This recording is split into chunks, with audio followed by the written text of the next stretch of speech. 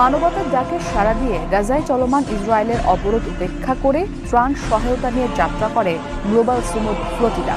এই যাত্রায় অংশ নেয় ৪৪টি দেশের ৫ শতাধিক মানবাধিকার কর্মী। নানা উৎকণ্ঠার মধ্য দিয়ে যাত্রার শুরুটা ভালো হলেও মাঝপথেই বাধে বিপত্তি।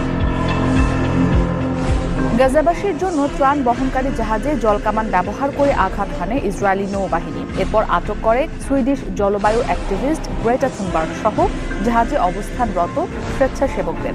এরপর একে একে বাকি জাহাজগুলোর নিয়ন্ত্রণ নিয়ে আটক করতে থাকে সব অধিকার কর্মী।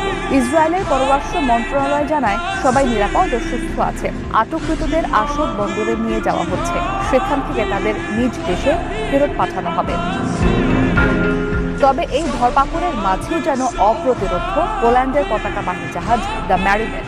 এই একটিমাত্র নৌযান এখনো আটক করতে পারেনি ইসরায়েলি নৌবাহিনী। দ্য ম্যারিনেটে রয়েছেন ৬ জন স্বেচ্ছাসেবক। ফ্লোটিলার লাইভ ট্র্যাকার অনুযায়ী নৌযানটি এখনো আন্তর্জাতিক জলসীমায় ভাসছে। এর গতি ঘন্টায় প্রায় ৪ কিলোমিটার।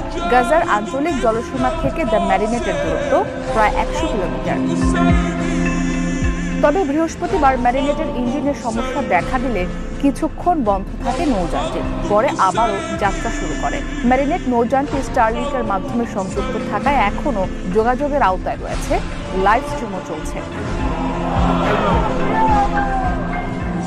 এদিকে গ্লোবাল সুমুদ ফ্লোটিলায় ইসরায়েলি নৌবাহিনীর আঘাত ও অধিকার কর্মীদের আটকের পর বিক্ষোভের সরব বিশ্বের বিভিন্ন দেশের মানুষ। ইতালি, স্পেন, গ্রিস, আর্জেন্টিনা থেকে শুরু করে তুর্কি, মালয়েশিয়া, ইন্দোনেশিয়া সহ অনেক দেশের রাজপথে নামেন হাজারো মানুষ। সবার একটাই দাবি, আটক স্বেচ্ছাসেবীদের অবিলম্বে মুক্তি দিতে হবে। বিক্ষোভের পাশাপাশি পদক্ষেপ নিচ্ছে বিভিন্ন দেশ। স্পেনে নিযুক্ত ইসরায়েলি কূটনীতিককে এই বিষয়ে ব্যাখ্যা দিতে তলব করেছে দেশটির সরকার।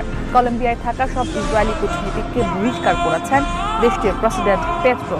একই সঙ্গে দেশটির সাথে ইসরায়েলের মুক্ত বাণিজ্য চুক্তি বাতিলেরও ঘোষণা দেন তিনি। তীব্র সমালোচনা করে তুর্কির প্রেসিডেন্ট এরদোয়ান হুঁশিয়ারি দেন ইসরায়েলকে।